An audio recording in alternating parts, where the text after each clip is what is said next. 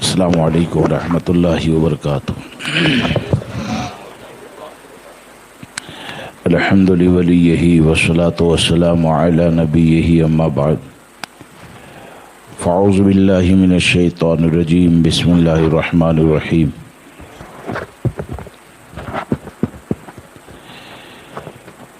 الا من تاب وآمن وعمل صالحا فاولئک یبدل اللہ سیئاتہم حسنات، صدق اللہ العظیم۔ دل کی گہرائیوں سے ایک مرتبہ درود مقدسہ کا ہدیہ پیش کریں۔ اللہم صلی علی سیدنا و مولانا محمد معدن الجود والکرم وآلہ واصحابہ وبارک وسلم، صلاۃ و سلام علیک یا سیدی یا رسول اللہ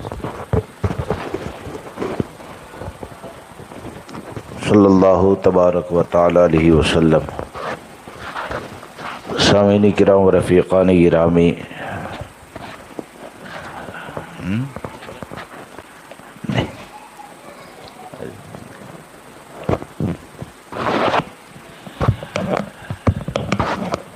جس رات کے اندر ہم اور آپ سانس لے رہے ہیں، اس کی فضیلت کے حوالے سے آپ نے کچھ باتیں سماعت کی۔ میں زیادہ وقت نہیں لوں گا کیونکہ یہ عبادت کی رات ہے، ہو سکتا ہے آپ کو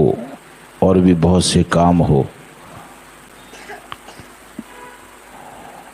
میں یہ عرض کرنا چاہتا ہوں کہ یہ جو مبارک رات اللہ تبارک و تعالیٰ نے عطا فرمائی، اور جیسے کہ کہا گیا ہے کہ سوال کرنے والے کے سوال کو اللہ تبارک و تعالیٰ پورا فرماتا ہے،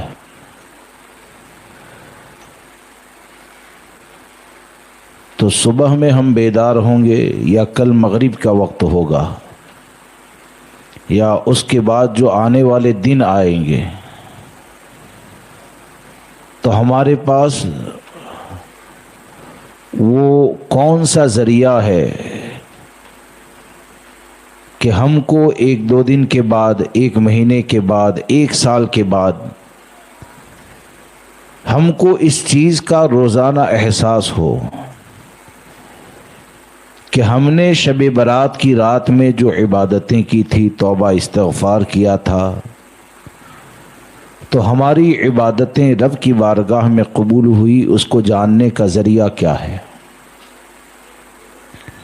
ہم اس کو کیسے جانیں؟ کیونکہ ظاہر سی بات ہے 45 سال کی عمر میری ہے، تو بالغ ہونے کے بعد کے اگر سالوں کو بھی دیکھا جائے تو تقریباً 30 سال سے زیادہ تو میں نے عاقل و بالغ ہونے کی حالت میں شب برات کو پایا ہے، گزارا بھی ہے۔ اور آپ میں سے بھی جو افراد ہیں انہوں نے نہ جانے کتنی راتوں کو پایا ہے۔ تو ہم کو کیسے پتہ چلے؟ یہ وہ مبارک رات ہے کہ حقیقت یہ ہے کہ جس کا اس رات میں جاگنا کامیاب ہو جائے اور صدق دل سے اگر وہ اپنے گناہوں سے توبہ کر لیتا ہے، تو اس کا حال اور معاملہ یہ ہو جاتا ہے کہ ایسے نہیں کہ شب برات کی رات تھی تو مغرب میں بھی پہلے آ گئے، 6 رکعت نفل بھی ادا کیے، رات میں عبادت بھی کیے، فجر کی نماز بھی پڑھے، لیکن 2 دن کے بعد جب معاملہ ہوگا تو مغرب میں مسجد ویران، عشاء میں ویران، فجر میں غائب۔ جو واقعی میں صحیح معنوں میں اس رات کی قدر کرتا ہے اور جس کو اس رات کے جاگنے نے بدل دیا ہے، تو اس کا حال اور معاملہ یہ ہوتا ہے کہ آج کی رات سے لے کر قبر میں جانے تک وہ شریعت کا پابند ہو جاتا ہے۔ اور یہی تو سرکار غریب نواز رضی اللہ تبارک و تعالیٰ نے حضرت قطب الدین بختیار کاکی رحمت اللہ تعالی علیہ، نام سنا ہے نا؟ سبحان اللہ۔ حضرت قطب الدین بختیار کاکی رحمۃ اللہ تعالی علیہ ان کو خط لکھا تھا، آپ کے خلیفہ ہیں، تو آپ نے خط کے اندر لکھا تھا، بہت پیاری بات ہے، اللہ مجھے آپ کو سب کو عمل کی توفیق دے، کہ آپ نے حضرت قطب الدین بختیار کاکی رحمۃ اللہ تعالی علیہ کو لکھا کہ میرے پیر و مرشد حضرت خواجہ عثمان ہارونی، انہوں نے یہ فرمایا کہ کوئی بندہ اگر یہ جاننا چاہتا ہے کہ اللہ تبارک و تعالیٰ اس سے راضی ہے یا راضی نہیں ہے، تو اس کو جاننے کا طریقہ یہ ہے، اس کو جاننے کا طریقہ یہ ہے، کیونکہ رضا کو جاننا، جیسے کہ ابھی آپ نے سنا کہ بخشش کا پروانہ عطا کیا جاتا ہے، تو جسے اللہ تبارک و تعالی بخشش کا پروانہ عطا کر دے، بخشش کی سند مل جائے، تو سند مل جانا یہ کس بات پر دلیل ہے کہ اللہ اس سے راضی ہے؟ سند مل جانا یہ اس بات پر دلیل ہے کہ اللہ تبارک و تعالی اس سے راضی ہے۔ اب سرکار غریب نواز فرماتے ہیں کہ میرے پورے مرشد نے کہا جو یہ جاننا چاہتا ہے اسے چاہیے کہ وہ اپنی زندگی کے اوپر غور کریں۔ میں آپ کے سامنے آ کر بیٹھا ہوں، ٹھیک ہے، آپ میرے سامنے آ کر بیٹھے ہیں، تو ہمارا آپس میں بیٹھنا، آپس میں ایک دوسرے کو پرہیزگار سمجھ لینا یہ الگ چیز ہے، لیکن ہم کو یہ چاہیے کہ سرکار غریب نواز فرماتے ہیں کہ بندہ اپنی زندگی کے اعمال کے بارے میں غور کریں، رات دن کے بارے میں سوچیں کہ آج دن اس نے کیسے گزارا، رات کیسے گزاری، اس کی زندگی کیسے گزر رہی ہے۔ سرکار غریب نواز فرماتے ہیں کہ میرے پیر و مرشد نے فرمایا کہ جس بندے کی زندگی حرام کاموں سے بچنے میں اور شریعت کی پابندی کرنے میں گزر رہی ہو، تو اس کا نیک عمل کرنا، شریعت کی پابندی کرنا، گناہ سے بچنا، یہ اس بات کی دلیل ہے کہ اس بندے سے اس کا رب راضی ہے، اس بندے سے اس کا رب راضی ہے۔ اور پھر آپ نے فرمایا ایک لونڈی، اس کا ذکر ہے، حالانکہ وہ اللہ کی ولیہ یقیناً ہوگی، میرا دل یہ کہتا ہے وہ ولیہ ہی ہوگی۔ آپ نے فرمایا کہ وہ رات میں اٹھ کر 2 رکعت نماز ادا کرتی تھی اور دعا کیا کرتی تھی، اللہ تم مجھ سے راضی ہے، ناراض مت ہونا۔ ایک مرتبہ اس کے مالک نے سن لیا، کیونکہ یہ دعویٰ بہت بڑا ہے نا، کوئی آدمی یہ کہے کہ اللہ مجھ سے راضی ہے تو یہ دعویٰ بہت بڑا دعویٰ ہے۔ تو مالک نے سن لیا، بولے کہ اتنا بڑا دعویٰ کہ تو یہ کہتی ہے اللہ تو مجھ سے راضی ہے، ناراض مت ہونا، اتنا بڑا دعویٰ، اس کے اوپر تیرے پاس دلیل کیا ہے؟ اس کے اوپر تیرے پاس دلیل کیا ہے؟ مالک نے کہا تو سرکار غریب نواز فرماتے ہیں کہ اس عورت نے یہ کہا کہ میرے پاس دلیل یہ ہے کہ میں تو روزانہ رات میں عشاء کی نماز پڑھنے کے بعد سو جاتی ہوں، اور جب رات میں سو جاتی ہوں تو رات کا ایک حصہ گزرنے کے بعد میرا رب مجھے جاگنے کی توفیق عطا فرماتا ہے، اور جاگنے کی توفیق ملنے کے ساتھ مجھے یہ توفیق بھی عطا فرماتا ہے کہ رات کا ایک حصہ گزرنے کے بعد جاگ کر اللہ کی عبادت کرتی ہوں۔ تو اس کی طرف سے مجھے یہ توفیق ملنا، میں یہ سمجھتی ہوں کہ اس بات کی دلیل ہے کہ میرا رب مجھ سے راضی ہے، میرا رب مجھ سے راضی ہے۔ اب اگر اس چیز کو ہم اور آپ سمجھ لیں تو یہ پوری گفتگو کا خلاصہ، بلکہ میں سمجھ لوں، آپ سمجھ لیں، اور اسی کے مطابق اگر اپنی زندگی کو گزاریں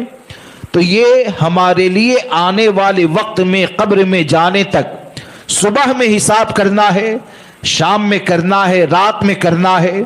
جب کبھی ہم اپنا حساب کرنا چاہیں تو ہمارے لیے کامیابی کا پیمانہ یہ ہے کہ آج کی رات کے جاگنے نے اگر تجھے حرام کاموں سے دور کر دیا، آج کی رات کے جاگنے نے اگر تجھے نماز کا پابند بنا دیا، آج رات تو نے جاگ کر رب کی بارگاہ میں توبہ کی تو تو دیوبندی وہابی کی صحبت سے بچ گیا، حرام غذا سے بچ گیا، تو یقین جانے یہ وہ پروانہ ہے جو اس بات کی دلیل ہے کہ اللہ ہم سے راضی ہے۔ اور اگر یہ نہیں ہے تو صرف یہ کہ آج کی رات میں جاگ لیا اور بعد میں مسجدوں کو ویران کر دیا، تو آپ مجھے بتائیں جس کو بخشش کا پروانہ مل جاتا ہے نا، وہ مسجدوں کو ویران کرنے والا نہیں بلکہ مسجدوں کو آباد کرنے والا ہوتا ہے۔ جس کو بخشش کا پروانہ مل جاتا ہے وہ شریعت مطہرہ کی پابندی کرنے والا ہوتا ہے۔ لہذا دوستو، اللہ تبارک و تعالیٰ نے اتنی بڑی نعمت ہمیں اور آپ کو عطا فرمائی ہے، تو ہم کو یہ چاہیے کہ ہم اپنی زندگی کو بدلیں، اپنی زندگی کو بہتر بنائیں، اور اس بات کو یاد رکھ کر چلیں کہ گزشتہ شعبان میں بہت سے لوگ تھے، یہ محفل جو آج ہم نے سجائی ہے نا، تو جو شعبان گزرا گزشتہ سال کا، تو بہت سے لوگ اس وقت محفل میں تھے جو آج نہیں ہے، تھے وہ آج نہیں، آج قبر میں ہے۔ یہ ہو سکتا ہے کہ آج یہاں پر بیٹھ کر ہم شب برات کی محفل کو منعقد کر رہے ہیں، ہو سکتا ہے اگلے سال جب یہ رات آئے تو ہم میں سے بہت سے نہ ہو اور کوئی نئے یہاں پر آ گئے ہو۔ تو اس لیے ہم کو یہ چاہیے ہم اپنی آخرت کی فکر کریں، اپنی قبر کی تیاری کریں، اور اس بات کو یاد رکھیں کہ آقا کریم صلی اللہ تعالی علیہ وسلم نے فکر آخرت کے حوالے سے ہم کو جو درس دیا نا، آج گناہ کتنی کثرت سے ہوتے ہیں، کتنی کثرت سے ہوتے ہیں کہ معاملہ یہ ہے کہ گناہ اتنی کثرت سے ہوتے ہیں اور گناہ اتنے زیادہ آسان ہو گئے کہ اللہ تعالی حفاظت فرمائے۔ بات یہ ہے کہ گناہ جو کثرت سے ہوتے ہیں نا، آہستہ آہستہ ہمارے اندر سے احساس گناہ، یعنی گناہ کا جو احساس ہوتا ہے نا، وہ بھی ختم ہوتا جا رہا ہے۔ ایک مثال میں آپ کو دیتا ہوں، آپ موبائل چالو کریں، اینڈرائڈ موبائل ہے، وہ موبائل کو چالو کیا تو پہلے تو ایسا تھا کہ بھئی آدمی اپنی نگاہوں کو کی حفاظت کر لیتا تھا کہ بازار سے گزر رہا ہے کوئی دیکھے گا تو کیا کہے گا۔ اب حال اور معاملہ یہ ہو گیا کہ بند کمرے میں چاروں طرف سے دروازہ کھڑکی بند کر دی جائے، جو چاہے آدمی دیکھتا ہے، جو چاہے حرام کام کرتا ہے، اور گناہوں کی طرف جو کثرت سے لوگ جاتے ہیں اس میں ایک تو مال کی بنیاد ہے، ایک حسن و جمال کی بنیاد ہے، اور حسن و جمال کی بنیاد پر جو حرام کاریوں کی طرف جاتے ہیں، خواہشات نفسانی کے غلام ہو جاتے ہیں۔ وہ یاد رکھنا چاہیے کہ آقا کریم صلی اللہ تعالی علیہ وسلم نے ایک مقام پر ارشاد فرمایا، حدیث پاک کا خلاصہ، کہ ہمارے آقا صلی اللہ تبارک و تعالی علیہ وسلم فرماتے ہیں کہ جسے میں جانتا ہوں اگر تم جان لیتے روتے زیادہ ہنستے کم۔ کیا فرمایا؟ جسے میں جانتا ہوں نا، اگر تم جان لیتے تو روتے زیادہ ہنستے کم، اور یہاں تک آگے ارشاد فرمایا کہ جسے میں جانتا ہوں اسے تم جان لیتے نا تو اپنے بستروں میں اپنی بیویوں سے لذتیں حاصل کرنا چھوڑ دیتے۔ اگر میں جان لیتا، یعنی بیوی سے قریب ہونا، بیوی سے فائدہ اٹھانا، یہ تو جائز ہے، اسی سے نسل آگے بڑھتی ہے۔ لیکن سرکار کیا فرماتے ہیں؟ جسے میں جانتا ہوں، اس میں یہ ہو سکتا ہے قبر کا عذاب جو ہے اس کے بارے میں ہو، میدان محشر کی جو پریشانیاں ہیں اس کے بارے میں ہو، اللہ تبارک و تعالیٰ کی گرفت کتنی سخت ہوتی ہے اس کے بارے میں ہو، یہ تمام چیزیں ہو سکتی ہے۔ لیکن کیا فرمایا؟ اگر اس کو تم جان لیتے تو اپنے بستروں میں بیویوں سے لذتیں حاصل کرنا چھوڑ دیتے۔ یعنی ہماری جو مردانہ قوت ہے نا،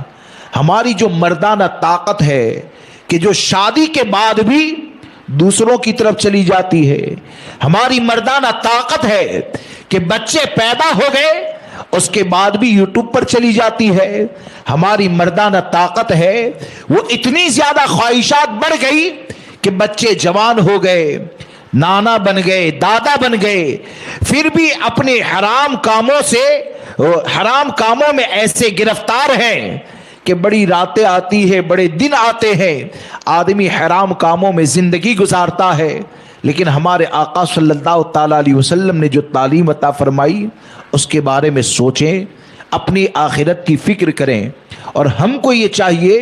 کہ گناہوں کی طرف نہ جائیں، اپنی زندگی کو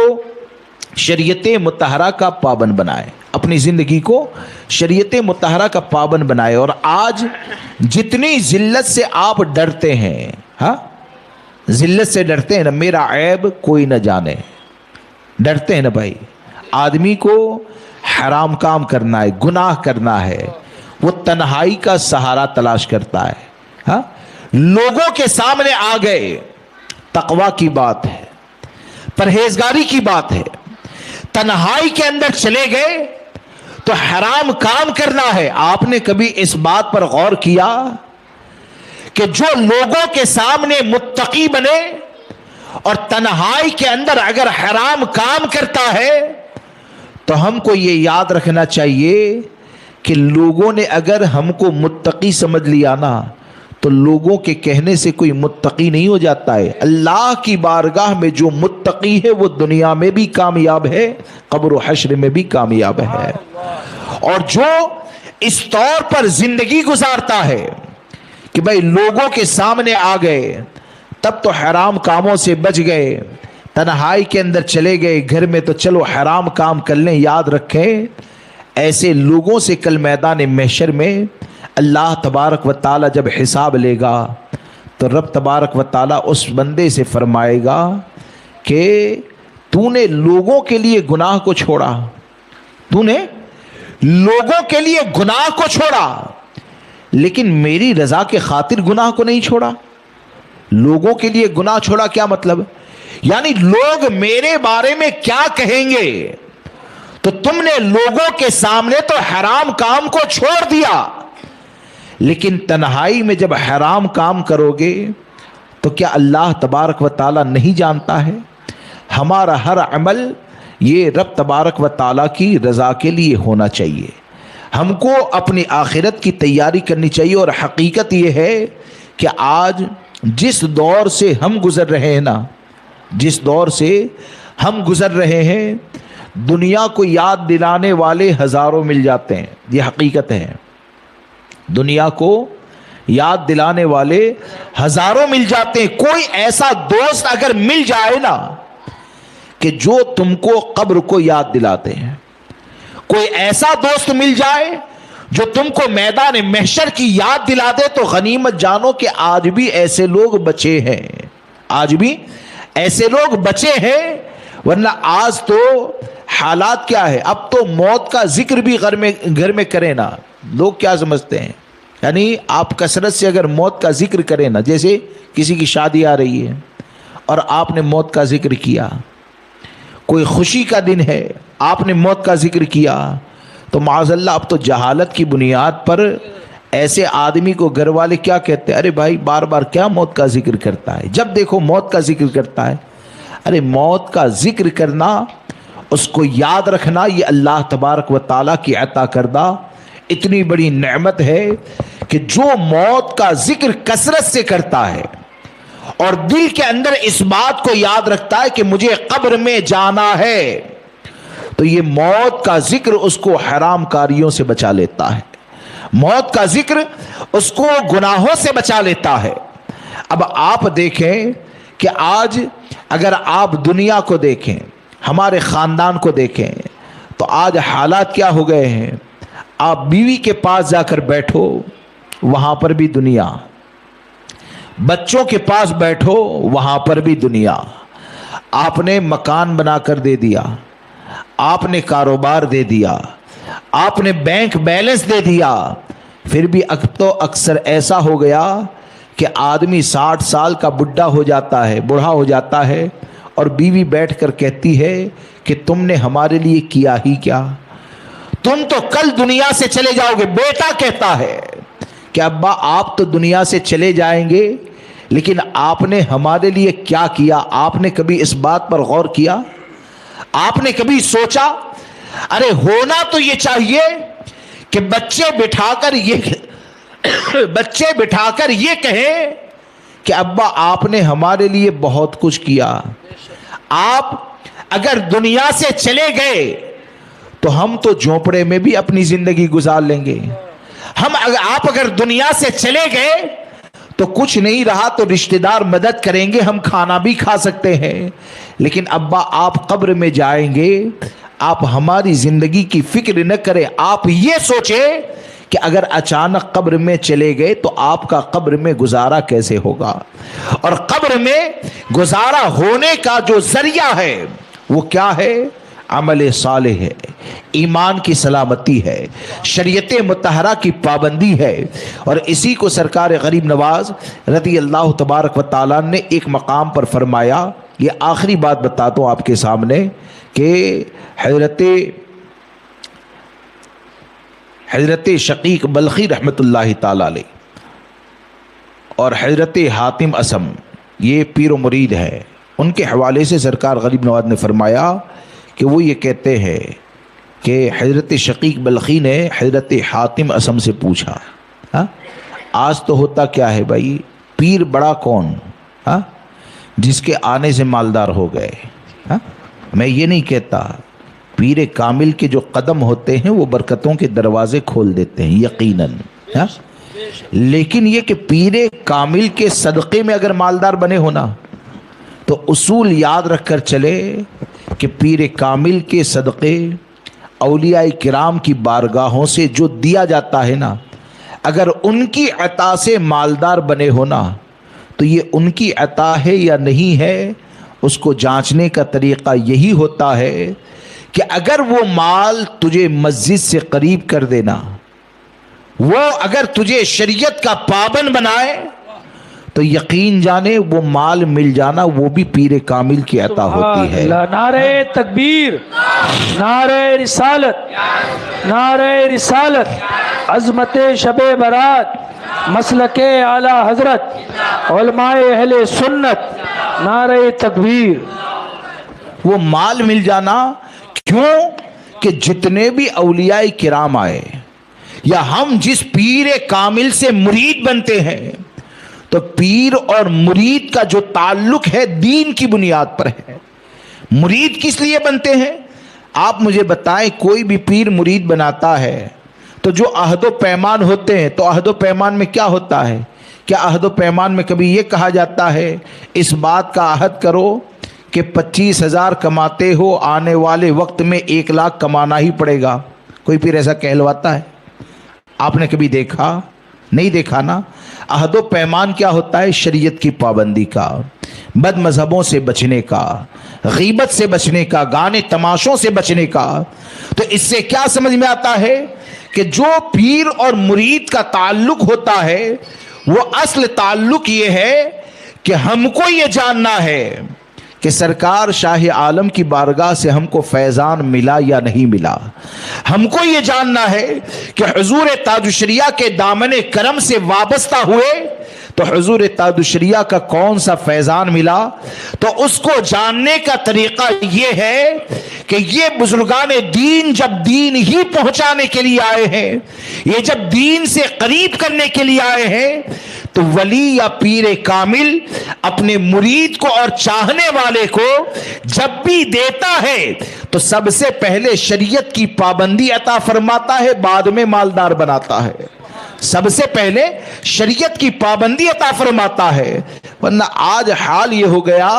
کہ صرف غربت اگر دور ہو جائے نا تو آدمی سوچتا ہے کہ اب تو میری چل پڑی، اب تو میں کامیاب ہو گیا۔ یاد رکھ کر چلیں، نہ مالدار ہونے سے کامیاب ہوتے ہیں نہ غربت سے کامیاب ہوتے ہیں۔ تمام چیزوں میں اصول یہ ہے کہ غربت ہو، مالداری ہو، بھیڑ ہو، تنہائی ہو، اندھیرا ہو، اجالا ہو، جو حال تجھے شریعت کا پابند بنا دے تو یقین جانے وہ غربت بھی تیرے لیے رحمت ہے، وہ مالداری بھی تیرے لیے رحمت ہے، وہ تنہائی بھی رحمت ہے، وہ بھیڑ بھی رحمت ہے۔ یعنی ہر چیز میں اصل یہ ہے آپ دیندار ہے کہ نہیں، آپ شریعت مطہرہ کے پابند ہے کہ نہیں۔ اور سرکار غریب نواز رحمت اللہ تعالی علیہ نے جو بتایا، یعنی حضرت شقیق بلخی رحمت اللہ تعالی علیہ نے اپنے مرید سے پوچھا، وہ کیسے پیر کامل تھے؟ ہاں سوال بھی کیا ہوتا تھا کہ حضرت شقیق بلخی نے سوال کیا کہ تم 30 سال سے میرے پاس رہتے ہو، ذرا یہ تو بتاؤ کہ 30 سال میں تم نے میرے پاس رہ کر پایا کیا؟ 30 سال میں میرے پاس رہ کر پایا کیا؟ آج کے مرید کو پوچھے دنیا دار کے، ارے حضرت جانے دو، آپ کے کا مرید بنانا، ایک بار آپ دکان میں آئے تھے نا، کیا حضرت کی کرامت ہو گئی؟ بولے کہ دکان اتنی چلنے لگی کہ نماز کے لیے بھی وقت نہیں ملتا ہے، معاذ اللہ. ہاں یعنی اتنی چلنے لگی کہ اب نماز کے لیے بھی نہیں جا پاتا. ارے میرے پیر صاحب آئے تھے، یہ ہو گیا وہ ہو گیا. وہاں پر کیا سوال ہوتا ہے؟ تم نے میری صحبت میں رہ کر پایا کیا؟ آپ سرکار شاہ عالم کی بارگاہ میں جاتے، اتنی بڑی بارگاہ ہے، یہ احمد آباد شہر، یہ مدینۃ الاولیاء ہے. ہاں یہ مدینۃ الاولیاء ہے. ان کی بارگاہ میں جا کر آپ نے کیا پایا؟ گئے تو کس مقصد سے گئے؟ کیا صرف دنیا کے لیے ہی جانا ہے؟ یہ دین دینے کے لیے آئے ہیں نا، دنیا تو ضمناً مل جاتی ہے. تو سرکار غریب نواز فرماتے ہیں کہ حضرت شقیق بلخی نے پوچھا کہ ذرا یہ بتاؤ کہ 30 سال میرے پاس رہے تو میرے پاس رہ کر تم نے کیا پایا؟ تو حضرت حاتم اصم نے 8 چیزیں گنوائی. 2 باتیں بتا کر اپنی بات کو ختم کرتا ہوں کہ حضرت حاتم عرض کرتے ہیں کہ حضور آپ کی صحبت میں رہا اور آپ کی صحبت میں رہ کر میں نے جو برکتیں حاصل کی، تو آپ کی صحبت میں رہ کر میں نے یہ دیکھا، میں نے جانا، میں نے سمجھا کہ دنیا میں ہر کسی کا کوئی نہ کوئی محبوب ہوتا ہے جس سے وہ محبت کرتا ہے، وہ ملے وہ خوش ہو جاتا ہے، راضی ہو جاتا ہے. تو میں نے اس بات پر غور کیا کہ یہ دنیا والے جن لوگوں سے محبت کرتے ہیں نا، تو کسی کی محبت ایسی ہے کہ وہ محبوب اس کو بیماری تک ساتھ دیتا ہے، یعنی آئے گا جائے گا ملے گا جلے گا. اور کچھ محبت کرنے والے وہ ہوتے ہیں جو مرنے تک ساتھ ہوتے ہیں. لیکن میں نے یہ دیکھا کہ یہ دنیا والے جتنے بھی لوگوں سے محبت کرتے ہیں نا، تو سب سے زیادہ محبت کرنے والا جو ہوتا ہے نا، تو اس کی حد کیا ہوتی ہے؟ موت. کیا حد ہوتی ہے؟ یعنی موت ہو گئی تو وہ محبوب ختم، اس کو دیکھ کر راضی ہونا ختم. تو میں نے اس بات پر غور کیا کہ ان سب دنیا والوں نے دنیا کے محبوب تو بنا لیے، تو میں نے آپ کی صحبت میں رہ کر یہ پایا کہ یہ محبتیں تو قبر میں جانے پر ختم ہو جائے گی. تو میں نے یہ سوچا کہ کون سی چیز کو محبوب بنایا جائے کہ قبر میں جانے کے بعد بھی کام آئے؟ کس چیز کو محبوب بنایا جائے کہ قبر میں جانے کے بعد بھی کام آئے؟ تو میں نے اس چیز کو جان لیا کہ مجھے دین سے محبت کرنی ہے، شریعت کی پابندی سے محبت کرنی ہے، نیک عمل سے محبت کرنی ہے. کیوں؟ کہ میں نے یہ جان لیا کہ اگر میں نے نیک اعمال سے محبت کی تو یہ تمام کے تمام محبوبوں سے جب رشتہ ٹوٹ جائے گا اور مجھے قبر کے حوالے کیا جائے گا تو اللہ تبارک و تعالی انہی نیک اعمال کو میرا ایسا محبوب بنا دے گا کہ میری قبر روشن ہو جائے گی. میری قبر روشن ہو جائے گی. حضرت شقیق بلخی فرماتے ہیں تو نے میری صحبت میں رہ کر بہت اچھی بات پائی، اللہ مزید تجھے ترقی عطا فرمائے. اور کیا پایا؟ کہتے ہیں کہ حضرت میں نے دیکھا دنیا میں کہ کوئی ایسا ہے کہ مال والا ہو گیا، وہ اپنے آپ کو بڑا سمجھتا ہے کہ میں تو طاقتور ہو گیا، عزت والا ہو گیا. کسی کے وہاں بچے زیادہ پیدا ہو گئے، وہ یہ سمجھتا ہے کہ میرا خاندان بہت بڑا ہو گیا. کوئی ایسا ہے کہ اپنی برادری کی بنیاد پر سمجھتا ہے کہ میں کامیاب بڑا ہو گیا. آپ کی صحبت میں رہ کر، آپ کے سائے میں رہ کر جب میں نے قرآن کا علم حاصل کیا اور آپ کی صحبت میں رہ کر جب میں نے قرآن کی تلاوت کی اور اس آیت کریمہ پر پہنچا ان اکرمکم عند اللہ اتقاکم، تو میں نے اس چیز کو جان لیا کہ اللہ کی بارگاہ میں معزز، اللہ کی بارگاہ میں مکرم جو ہوتا ہے وہ نہ تو کثرت اولاد کی بنیاد پر ہوتا ہے، نہ برادری کی بنیاد پر ہوتا ہے، نہ مال کی بنیاد پر ہوتا ہے. میں نے اس چیز کو جان لیا کہ جس نے تقوی کو اختیار کر لیا، शरीयत का पाबंद बन गया तो अल्लाह तबारक व ताला की बारगाह में वही इज्जत वाला होता है। तो मैंने तमाम चीज़ों को छोड़ दिया और मैंने तकवा और परहेजगारी को इख्तियार कर लिया। तो इसलिए हमको ये चाहिए कि ये रात अल्लाह तबारक व ताला ने हमको अता फरमाई है, तो हम अपनी ज़िंदगी का मकसद ये बनाएं और कोशिश ये करें कि हम तमाम गुनाहों से सच्चे दिल से तौबा करें। करेंगे ना इंशाअल्लाह। अल्लाह मुझे आपको सबको अमल की तौफीक दे। और तौबा करते वक्त एक बात ज़रूर याद रखें, हाँ, तौबा करते वक्त एक बात ज़रूर याद रखें कि दिल हमारा हाजिर होना चाहिए, दिल हाजिर होना चाहिए। ऐसे नहीं कि मैं कहूँ कि या अल्लाह मैं तौबा करता हूँ कि अब तो देवबंदी वहाबी से मिलूँगा ही नहीं, और मुझे पता है कि कल शाम में तो देवबंदी की दावत मेरे घर पे है? ऐसे नहीं, ऐसे तौबा नहीं कि भाई या अल्लाह मैं तमाम गुनाहों से दूर रहूँगा और पता है कल दोपहर में किसी का माल खा जाना है। ऐसे तौबा नहीं। तौबा रब की बारगाह में करते हैं तो हम और आप इस चीज़ को याद रख कर चलें कि अल्लाह तबारक व ताला की ज़ात वो है कि जो हमारी ज़ुबान से जुमले निकलते हैं ना वो भी जानता है और हमारे दिल में जो इरादा है उसे भी जानता है। हाँ, दिल और ज़ुबान ये दोनों में मुताबिकत हो, दिल और ज़ुबान मिल जाए, दिल में पक्का इरादा हो और उस पक्के इरादे के साथ दिल में इरादा बना, वो इरादा जब ज़ुबान के ज़रिए ज़ाहिर होगा तो इंशाअल्लाह उसकी बरकतें अल्लाह तबारक व ताला अता फरमाएगा। अल्लाह मुझे आपको हम सबको इस रात की बरकतें अता फरमाए और सच्चा तौबा करने वाला बनाए। अल्लाह तबारक व ताला